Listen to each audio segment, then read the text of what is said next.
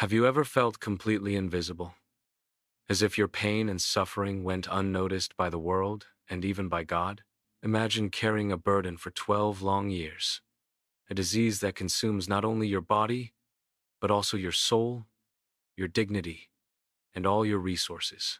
This is the story of a woman who, driven to the brink of despair, dared to defy all conventions and risked everything for a single touch, a touch of faith that would change her life forever. In an ancient and dusty land, there was a woman whose name has been lost in the sands of time, but whose faith resonates through the centuries. For 12 long and excruciating years, she had been a prisoner of an incessant hemorrhage, a condition that made her impure before the law and society.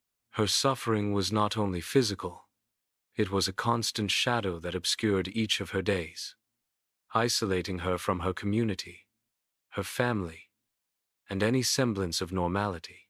With each sunrise, hope seemed to fade a little more, replaced by a bitter resignation and a deep weariness that penetrated to the bones. In her desperate search for relief, she had sought the help of countless doctors, men who promised miraculous cures with herbs, ointments, and rituals, but who only emptied her purse and her soul. Every coin he owned, every inheritance, every valuable possession was exchanged for false hopes and ineffective treatments. Instead of improving, her condition only worsened. The blood continued to flow, weakness consumed her, and the stigma of her impurity further distanced her from social interaction. She was an outcast, condemned to live on the fringes, with the constant threat of being stoned if she dared to approach anyone in public. Loneliness was her only companion, and despair her heaviest burden. But then, amidst the darkness of his existence, a whisper of hope reached his ears. Stories began to circulate about a man, a carpenter from Galilee named Jesus, who walked through the villages and cities, performing miracles, healing the sick, restoring sight to the blind, and life to the dead. They said he spoke with an authority never seen before, and that his touch brought healing and deliverance. A spark, small and fragile, yet stubborn, ignited in her desperate heart. Could it be true?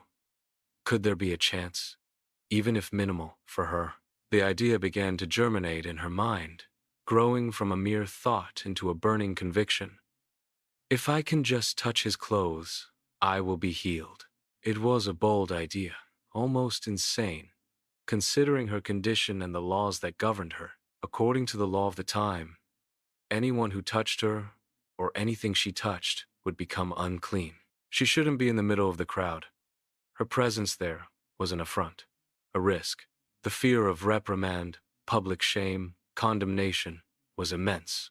But the faith that sprang up in his heart was greater than any fear, greater than any shame, greater than any human law.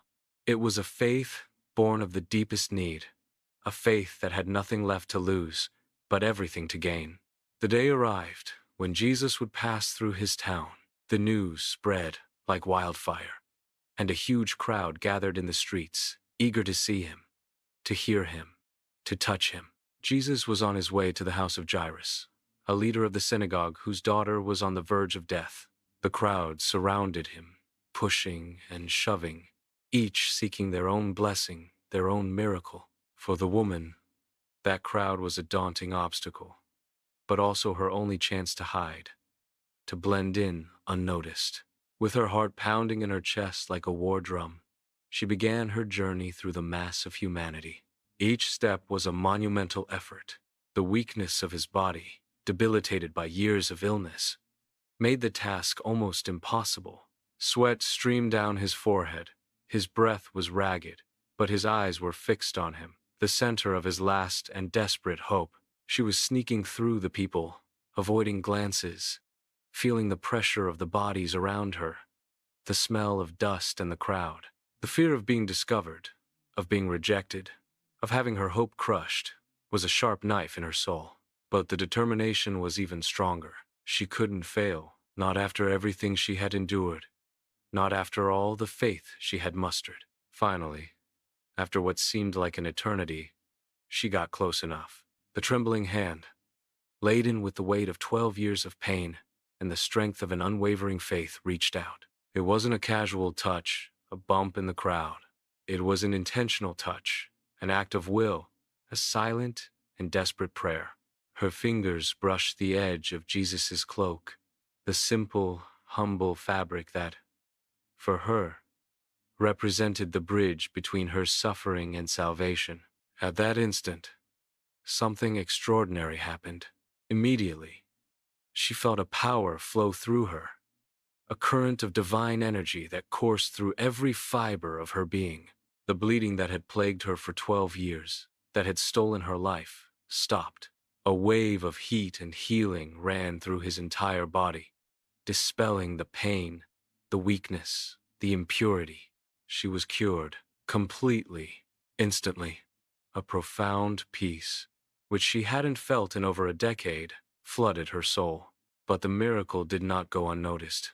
Jesus, perceiving that power had gone out from him, stopped in the midst of the crowd. He looked around, his piercing eyes sweeping across the curious and confused faces. "Who touched my clothes?" he asked, his voice calm, but full of authority.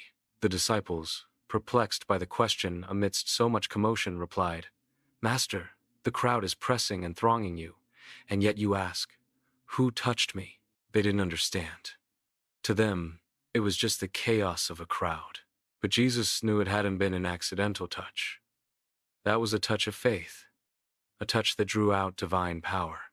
The woman, knowing in her heart what had happened, and feeling exposed, but also full of overwhelming gratitude, approached. Trembling with fear and reverence, she fell at Jesus' feet, prostrating herself before him. With her voice choked with emotion, she told him the whole truth, her long and painful journey of suffering, the ruin of her life, her desperate faith that drove her to seek that touch. She hid nothing, pouring out her soul before the Savior. Jesus looked at her, not with reprimand, but with eyes full of infinite compassion and a love that transcended any human judgment. He did not condemn her for her impurity, nor did he rebuke her for her boldness. Instead, he welcomed her, elevated her, honored her. "Daughter," he said with a tenderness that calmed her troubled soul, "your faith has healed you. Go in peace and be freed from your suffering." At that moment, she was not only physically healed, she was seen, restored in her dignity, honored for her faith. She, who was a nobody in the crowd, a woman without a name and without hope, became an eternal example of courage and trust in divine power. Your story, echoing through the centuries, teaches us a profound and timeless truth.